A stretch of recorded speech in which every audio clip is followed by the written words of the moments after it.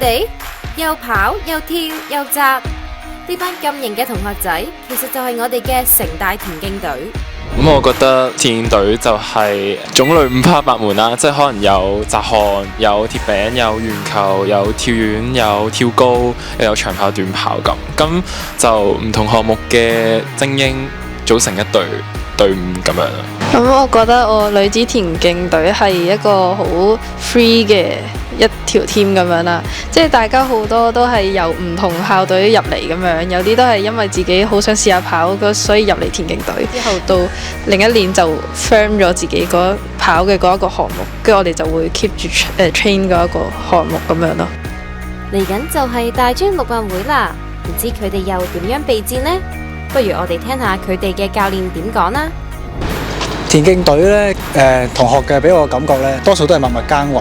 好想追求卓越嘅，就好似上年佢哋贏咗大專男子4x400米接力嘅冠軍，兼破大專紀錄嘅。咁佢哋平時落嚟練習呢，其實就係想追求完美，因為佢哋都好熱愛田徑運動嘅。佢哋出邊自己有訓練同埋跟教練，但係都會抽好多時間落嚟呢個 JSC 場地度，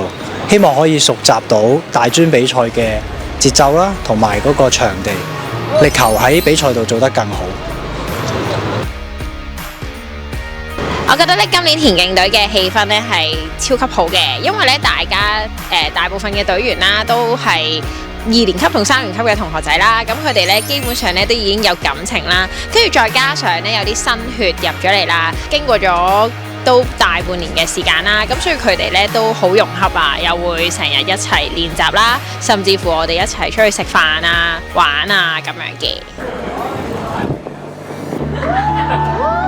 我對田徑隊今年嘅期望係，我希望佢哋全部人都可以做到自己嘅 PB 啦。因為其實我哋今年咧係提早咗訓練嘅，咁我哋大部分嘅隊員咧都喺暑假開始咧就有練習啦，都見到大家係進步咗好多嘅。咁所以我希望大家到時表現可以發揮得更加好啦，咁喺比賽嘅時候仲可以更加突破自己咁樣啦。